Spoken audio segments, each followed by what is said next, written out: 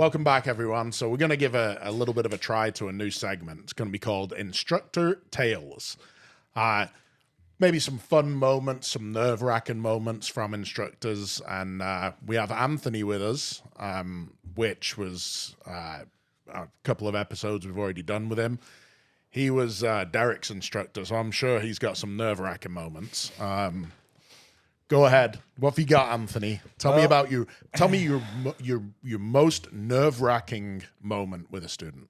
Well, one of the earliest ones I can remember was actually with Derek. and I think we were during his instrument training. We were like doing the instrument cross country. And we go to this airport I've never been to before. He's never been there either. But I'm like, we can check it out, do some approaches. And I went to college there in that town. Yeah. That's, I think, the only reason why I we were down remember there. you mentioned that. And they're like, we should go check it out. Lake Wales. Oh, really? Yeah. I didn't know you went to college in Lake Wales. I did my master's down at Weber. Oh, okay, cool. So I was like, why not? Well, we go there, and we're doing an approach, and obviously ATC cuts us off. It's an uncontrolled airport. We go over to the CTAF.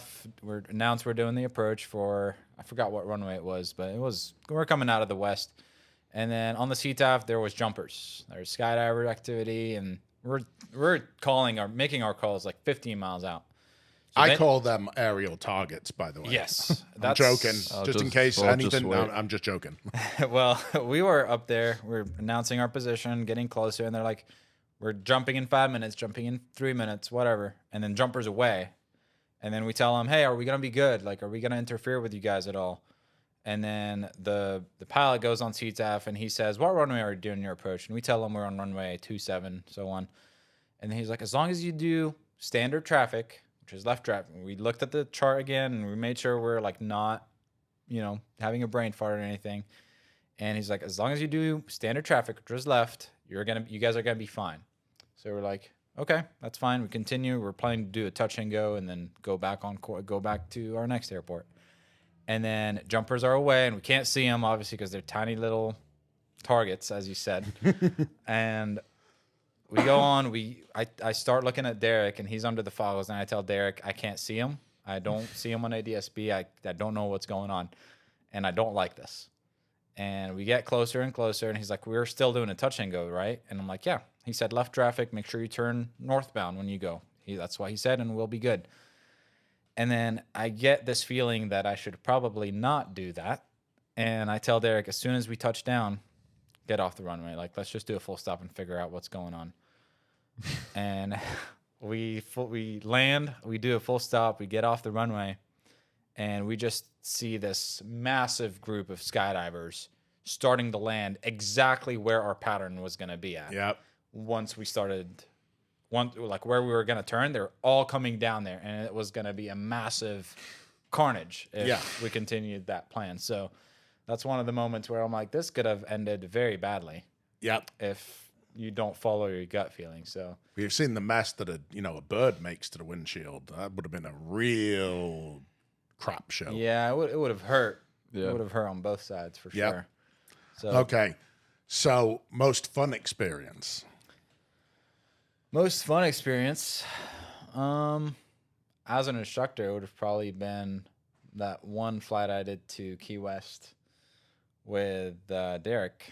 We were doing the long instrument cross country, and we go down there.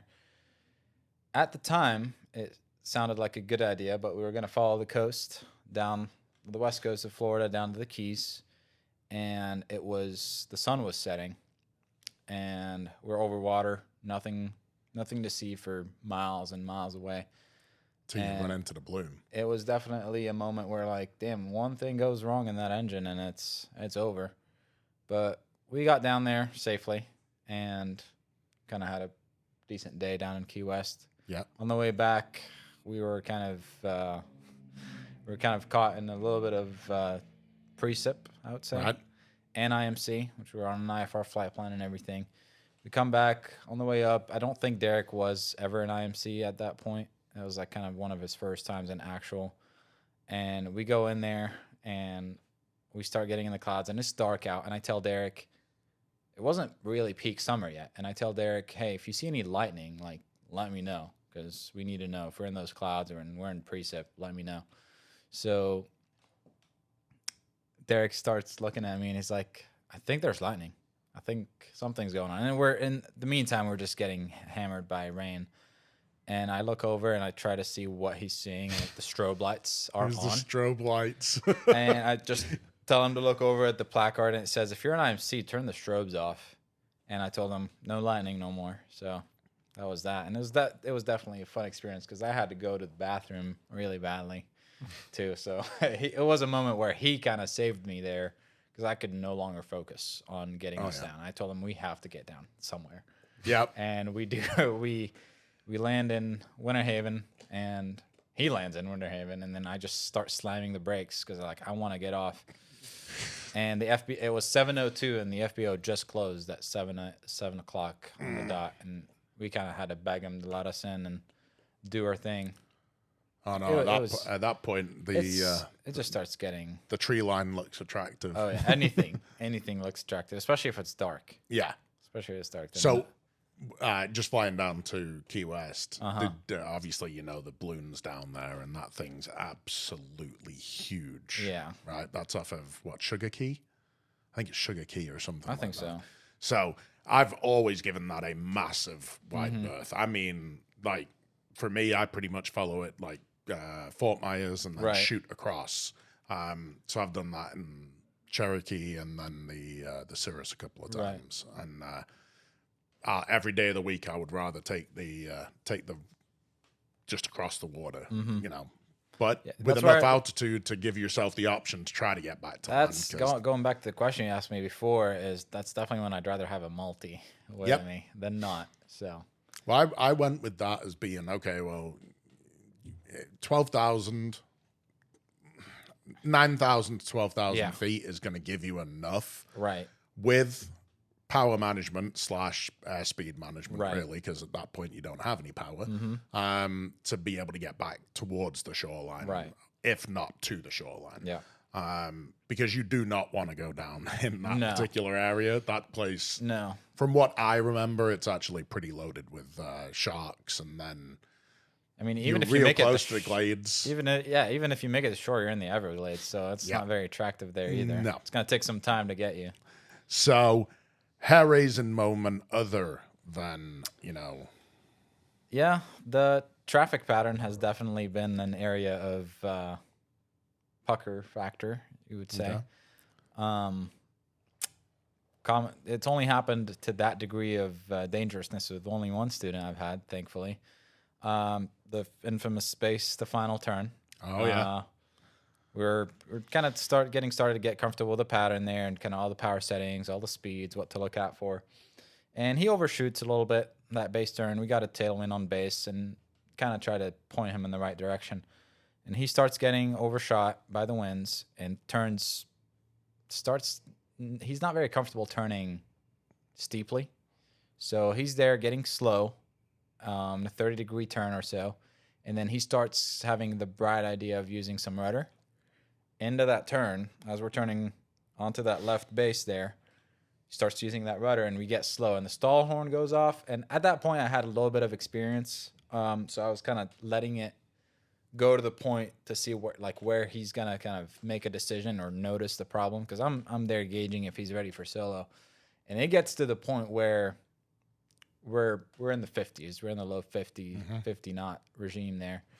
And he had no sign of taking action in any point. So I just start feeling the buffet of the airplane because we're getting slow and banking. And I just kind of shove the nose down and get the airplane back into straight flying. And we go around and I just go there and explain to him how this could have not ended very well. So it's definitely positions like that I feel instructors have to be really careful in monitoring what the student's doing. I think that multiplies exponentially when they go into, higher performance planes. Oh, yeah. And, the Cirrus for me was a huge eye-opener just because of how fast that plane needs to fly. And you start making, I don't want to say rookie mistakes, but rookie mistakes, in that, and it will bite you, and it will bite you hard. Yeah. So, and inside the pattern, you don't really want to be even attempting to try to do. Right. Yeah. So. Right. And I mean, it comes back to the importance of briefing the student as well, because you think they know what you want them to do. For example, I had a student where we were practicing traffic patterns, and I wanted him to go it came down to the point of needing a go around at the end there, and I was like, I had to call it, and I told him, let's go around, let's try again, and we're really close to the ground. The approach was not working. It was a little gusty, and that's one of the things that taught me to really brief my students on small details. But then the first thing he does was take the flaps up. And then we just slam on the runway, and then we're already past the halfway mark there. So we really didn't have any options but to keep going, because stopping wasn't an option at that point. Slam the runway. We have power in by that point, and then I have to kind of regain the controls again to avoid a stall, because we're really, really slow there. So that's one thing where if it takes a fraction of a second of not paying attention, and then you're just in the dirt. So you got to really be on your toes. Right. Feet on the rudder, just hands in the lap, kind of just waiting, not overcorrecting, but just be at the ready. Because things like that happen when you're not expecting. And I definitely was not expecting that. Yeah. So. Well, yeah. I mean, students are going to try to kill you, and the FAA is going to try to screw you. So. You're right. Yeah, you're in that seat. It's your certificate on the line too. So you can never be too careful. I'm nowhere near the level of CFI, right? Nowhere near. But I have to imagine that every time you are doing your signature and endorsing that student for whether it's the lesson, whether it's the solo, the check ride, any of the above, right? I have to imagine that is, that every single time you do that, it's an emotional moment to a certain extent, right? You have now imparted wisdom and knowledge on that student. They are going to remember that for the rest of their lives. Right. And every time they look back at their logbook, your name is there with your instructor number. Exactly. And that means something. That really does mean something. So, yeah, that definitely makes a big impact on them, because like you say you're soloing somebody and their whole family's here watching, like they're seeing your job. Yeah. And then you definitely want to make sure you did a good job, because then his family's here, and if he doesn't do such a good job, it's pretty much embarrassing on you, and it's unfortunate for the family. Yeah, well, it's definitely, it's rough for the pilot. Right. It's rough for the instructor, and it's rough for the family, right? Yeah. I mean, you've spent a lot of time in training to get to this point. It's rewarding to do a good job, that's for sure. I've never seen an instructor that went above and beyond and regretted it. So no. So you did 27 endorsements in a year. Check ride endorsements. Yes. Yeah. I would say by far, like from what I noticed, you were the busiest instructor over the past year. Mm-hmm. In a world where if you're trying to go to the airline, seniority is everything, and you're trying to get there as fast as you can. Right. I feel like you're the best person to ask. How did you personally manage burnout compared to wanting to get there? And is there anything you would do differently, or do you like the pace that you went? I'd say, because it was fast. Yeah, burnout is definitely a real thing. It's definitely not a permanent thing. I think a skill that every CFI should have that's worried about burnout is they should be able to notice it happening and then kind of take a little step back. When I did feel that way, I kind of slowed it down a little bit and then worked on other things as far as stuff at home, other hobbies. There's getting additional endorsements. I went and worked on my high performance endorsement, and I'm like, you know what? I learned something new. That's something new I can teach my students. So it's definitely not a bad thing to take it slow during certain parts. But I feel having passion and being a good instructor really prevents getting burnt out to a level where you don't want to do this anymore.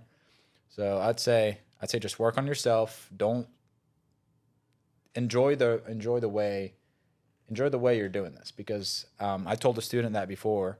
And now that I'm at 1,500 hours, I still think about, you know what, part of me wants to go back and start over again to just kind of get those memories and, maybe do things a little differently than the way I did them. So definitely appreciate the time that you have building those hours, because after you get to the airlines and you rush, some pilots might disagree, but you know they're feeling the same way. A lot of people are going to miss GA flying if they never go back to it. So definitely enjoy the time you're doing here. Definitely enjoy the students that you have, because you most likely will not be doing it at the same pace and at the same rate that you're doing it as a CFI. So take your time, enjoy it, and just build good memories as a CFI, because that's just all that's gonna stick around later. Yep. Awesome. Well, thank you very much for coming on the show. Thank you very much for everything you do. Of course. Thank you very much for everything you did. Good luck with the airlines. Thank you. I'm sure you'll be there doing your initial very, very quickly. Yep. So thank you very much. Take care and stay safe, Thank everyone. you. Glad to be here.